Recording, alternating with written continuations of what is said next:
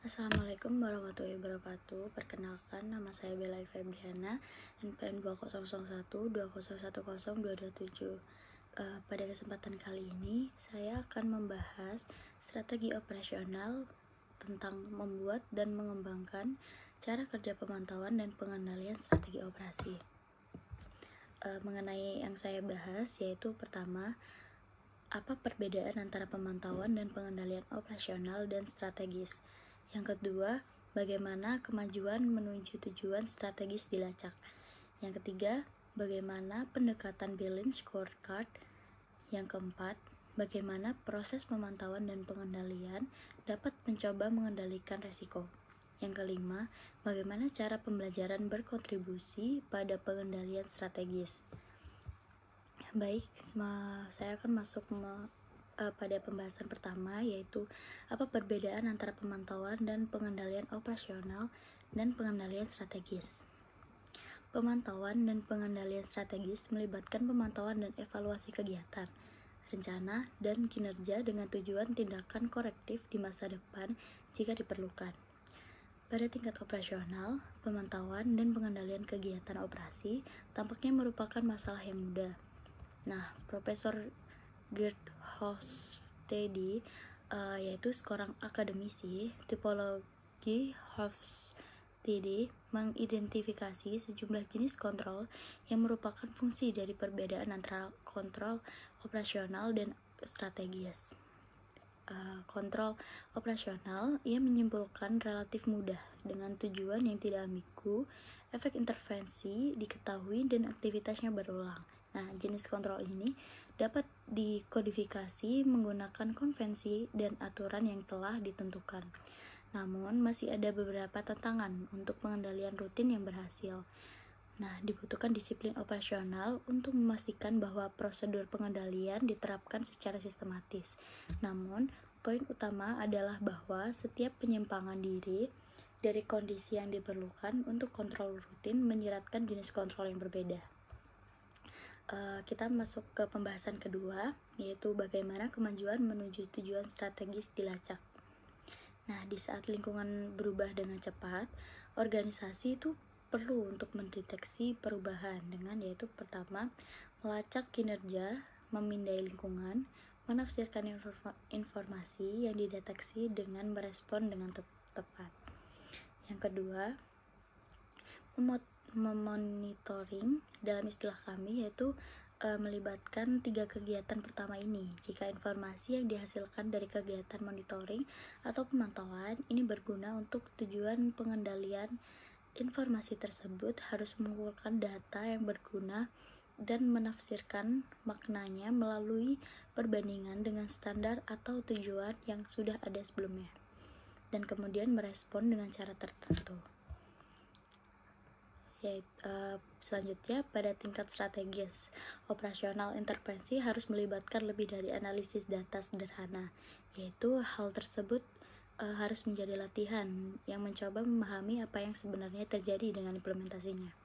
Agar dapat dilakukan dengan sukses, setiap proses strategi harus pertama, melacak elemen yang sesuai sehingga kemajuan dapat dinilai. Yang kedua, membandingkan kemajuan dengan beberapa aspirasi atau target. Dan yang ketiga, memiliki beberapa gagasan dan implementasi tentang resiko apa yang dihadapi. Selanjutnya kita akan masuk ke pembahasan ketiga, yaitu pendekatan balance scorecard. Nah, balance scorecard ini tuh adalah alat untuk memantau keputusan strategi yang diambil oleh perusahaan berdasarkan indikator yang telah ditetapkan sebelumnya dan yang harus menembus setidaknya melalui 4 aspek, yakni keuangan, pelanggan, pada proses internal, dan pembelajaran dan pertumbuhan. Melalui menulis tentang cara pembuatan pengendalian strategis dan memanfaatkan prinsip-prinsip balance scorecard, Stephen Bangway dan Michael Gould mengatakan bahwa ada beberapa pembelajaran penting tentang bagaimana membuat pengendalian strategis benar-benar bekerja secara efektif, yakni yang pertama, berinvestasi dalam pelatihan yang diperlukan dan mengadopsi gaya yang tepat dalam meninjau rencana. Yang kedua, berinvestasi dalam persiapan yang cermat sebelum sesi tinjauan, karena pernyataan yang baik sangat penting. Yang ketiga, tetapkan target perenggangan, tetapi hanya dalam jumlah terbatas. Yang keempat, tindak lanjuti atau anggap serius dan buat tindakan dan kata-kata konsisten. Yang kelima, buat hubungan eksplisit dengan target dan anggaran keuangan. Integrasikan kedua proses atau tidak ada yang akan dianggap serius sama sekali. Yang keenam, tunjukkan bahwa perusahaan yang beroperasi mendapat manfaat dari proses tersebut, misalnya melalui bisnis menjadi lebih mudah untuk dikelola. Selanjutnya kita masuk ke pembahasan keempat, yaitu bagaimana proses pemantauan dan pengendalian dapat mencoba mengendalikan resiko. Pada manajemen resiko adalah topik yang sangat besar. Nah, topik ini sebagian besar berada di luar cakupan buku tersebut.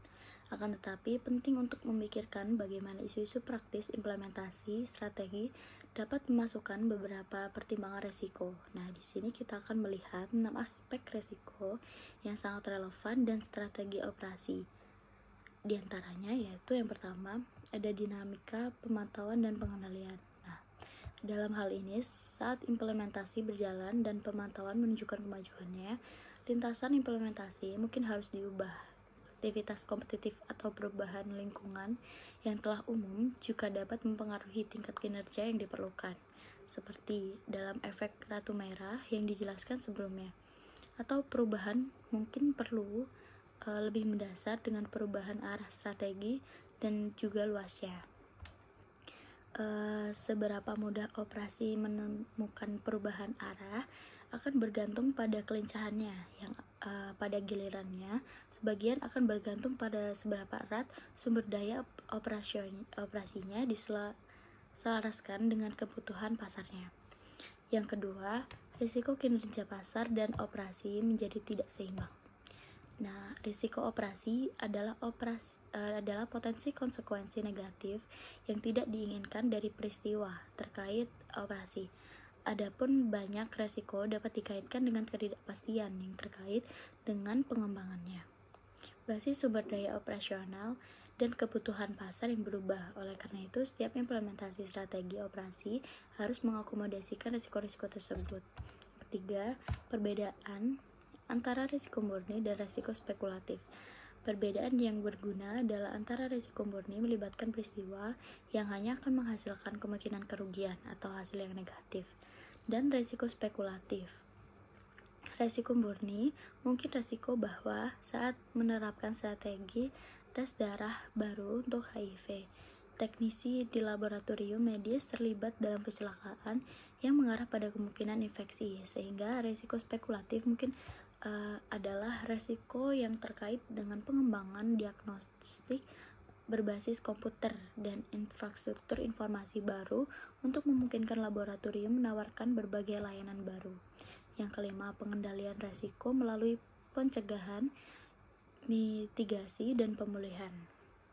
Praktek strategi operasi tertarik bagaimana operasi dapat menghindar kegagalan di tempat yang pertama, atau jika itu terjadi, bagaimana mereka dapat bertahan dari kondisi buruk yang mungkin terjadi. Dengan kata lain, bagaimana cara untuk mengendalikan risiko. Struktur sederhana untuk mengembangkan mekanisme generik untuk mengendalikan risiko menggunakan 3 pendekatan, yaitu yang pertama ada strategi pencegahan. Nah, strategi pencegahan ini di mana operasi berusaha untuk memenuhi atau mencegah dengan mengurangi frekuensi suatu peristiwa yang terjadi. Contohnya, ketika seorang jurnalis menuduh salah satu pemasok perusahaan menggunakan pengujian produk hewani, media lainnya dengan bersemangat mengangkat cerita tersebut untuk mencegah tujuan tersebut. Semacam ini muncul kembali, perusahaan akhirnya memperkenalkan metode audit terperinci untuk mencegah kecurigaan perilaku etis seluruh rantai pasokannya. Yang kedua, ada strategi mitigasi, di mana operasi berusaha untuk mengisolasi suatu peristiwa dari konsekuensi negatif yang mungkin terjadi. Tidak semua peristiwa dapat dihindari, tetapi suatu operasi dapat mencoba memisahkan suatu peristiwa dari konsekuensi negatifnya. Yang ketiga, strategi pemulihan adalah di mana suatu operasi menganalisis dan menerima konsekuensi dari suatu peristiwa, tetapi berusaha untuk minimalkan atau meringankan atau mengkompensasinya. Contoh termasuk permintaan maaf, pengembalian uang, pengerjaan ulang produk atau layanan. Yang kelima, risiko biaya penyesuaian. Perilaku ditekankan bahwa setiap metodologi implementasi perlu memperhitungkan biaya implementasi. Biaya ini mencakup biaya langsung dan investasi untuk menyediakan sumber daya tambahan apapun yang dibutuhkan strategi, dan juga apa yang bisa disebut biaya penyesuaian untuk membuat perubahan apapun. Yang kami maksud dengan biaya penyesuaian adalah kerugian yang dapat terjadi sebelum strategi baru berfungsi sebagaimana yang dimaksud. Yang keenam, ada risiko intervensi, yaitu pemantauan melibatkan pelacakan bagaimana implementasi berjalan dan menafsirkan data pelacakan. Kontrol ini membutuhkan keputusan dan intervensi. Diperlukan keputusan apakah melakukan intervensi atau tidak, serta bagaimana melakukan intervensi. Intervensi ini berarti tidak hanya melakukan sesuatu untuk mendekatkan implementasi dengan tujuan, tetapi juga belajar dari intervensi tersebut, sehingga intervensi yang akan datang. Selanjutnya masuk ke pembahasan kelima, yaitu bagaimana pembelajaran berkontribusi pada pengendalian strategis. Yang pertama, pembelajaran organisasi.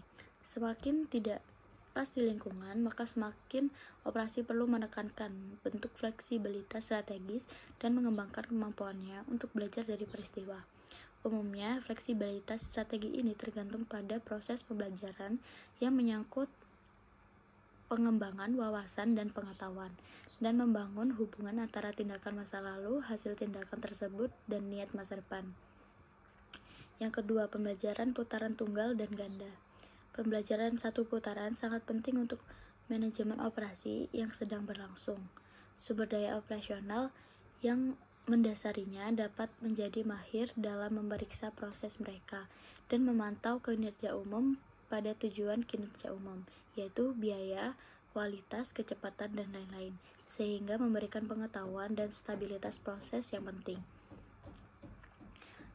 Sayangnya, jenis pengetahuan proses spesifik sistem dalam yang sangat penting untuk pembelajaran satu putaran yang efektif dapat dari waktu ke waktu membutuhkan menciptakan jenis inersia yang terbukti dalam yang sulit untuk diatasi ketika operasi harus beradaptasi dengan perubahan lingkungan. Selanjutnya ada ketergantungan jalur dan lintasan pengembangan. Ide ini sama berlaku untuk tujuan kinerja yang mencerminkan persyaratan pasar. Jika sebuah operasi terbiasa memikirkan kualitas atau kecepatan dan sebagainya dengan secara tertentu, akan sulit untuk mempertimbangkan kembali bagaimana ia memikirkan secara internal dan bagaimana mengkomunikasikan kepada pelanggannya. Selanjutnya ada dilema inovator, yaitu baik lintasan pasar dan kapasitas disatukan dalam apa yang disebut Christensen sebagai dilema inovator. Dilema tersebut adalah ketika dihadapkan pada perubahan radikal dalam proses teknologi operasi suatu produk atau layanan. Teknologi yang berkelanjutan adalah teknologi yang meningkatkan kinerja produk dan layanan yang sudah mapan di sepanjang lintasan kinerja yang sama dengan yang dinilai sebagian besar pelanggan secara historis. Selanjutnya ada sumber daya proses, jarak, tingkat pembelajaran, dan tingkat kesulitan dalam proses implementasi yang tergantung pada tingkat kebaruan sumber daya baru dan perubahan yang diperlukan dalam proses operasi. Semakin sedikit sumber daya baru dipahami, semakin besar jarak mereka dari basis sumber daya operasi saat ini. Demikian pula sejauh mana implementasi memerlukan operasi untuk memodifikasi proses yang ada, semakin besar jarak proses. Semakin besar jarak proses, maka semakin sulit implementasinya. Selanjutnya ada pemangku kepentingan. Semua proyek implementasi memiliki pemangku kepentingan yang harus dilibatkan dalam perencanaan dan pelaksanaannya. Yang kami maksud dengan pemangku kepentingan adalah individu dan kelompok yang memiliki kepentingan dalam proses atau hasil proyek. Jaringan kekuasaan, kepentingan mengelola pemangku kepentingan biasanya menjadi tugas yang harus dan rumit, membutuhkan keterampilan sosial dan terkadang politik yang signifikan. Hal ini didasarkan pada yang tiga kegiatan, yaitu mengidentifikasi, memprioritaskan, dan memahami kelompok pemangku kepentingan. Selanjutnya, saya akan menjelaskan mengenai contoh perusahaan dari bab yang telah saya jelaskan tadi, yaitu PT Imago Mulia Persada. PT Imago Mulia Persada adalah sebuah perusahaan dagang yang kegiatan usahanya menjual furniture dari Italia, seperti sofa, meja, kursi, dan lampu hias. Sama seperti perusahaan dagang pada umumnya, di mana efektivitas pengendalian internal dalam mengelola persediaan akan sangat mempengaruhi kelancaran kegiatan perusahaan agar dapat tetap bersaing dengan perusahaan-perusahaan sejenis dan upayanya mencapai tujuan perusahaan tersebut. Untuk profil singkat dari PT Imago Mulia Persada, yaitu PT ini didirikan oleh Bapak Berlin Gunawan dan Ibu Purnawati Gumulya.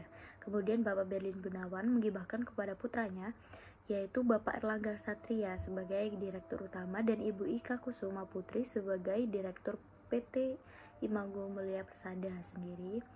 PT ini berdiri pada tahun 2004 dan dijadikan sebagai perseroan terbatas di tahun 2014 dan masih berdiri sampai sekarang.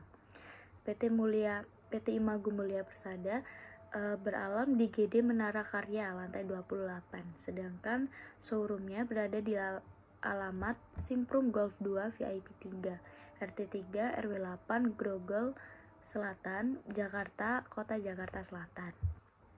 PT Imago Mulia Persada bergerak di bidang penjualan furniture dari Italia, di mana PT Imago Mulia Persada merupakan satu-satunya supplier furniture dari perusahaan-perusahaan furniture di Italia seperti Living Divani, Lacy Plan, sama Diare. Selanjutnya, saya akan membahas mengenai sistem pengelolaan persediaan pada PT Imago Mulia Persada. Sistem merupakan suatu kerangka prosedur yang paling berhubungan dan disusun sesuai skema dalam melakukan kegiatan dalam perusahaan. PT Imago Mulia Persada membagi ke dalam 3 prosedur. Namun, dalam menjalankan operasinya, perusahaan tidak mempunyai standar operasional prosedur tertulis untuk kegiatan operasionalnya. PT Imago Mulia Persada membagi pengelolaan persediaan barang menjadi 3 bagian, yaitu yang pertama, prosedur pengadaan barang pada PT Imago Mulia Persada. Dalam pengadaan barang yang dilakukan oleh PT ini, itu menggunakan purchase order atau sistem PO karena pembelian dilakukan kepada supplier luar negeri untuk menanyakan apakah barang yang akan dipesan tersedia atau tidak. Adapun tahapan pengadaan barang dagangan pada PT Mulia Persada adalah sebagai berikut. Yang pertama, bagian pembelian membuat purchase order untuk dikirimkan kepada supplier.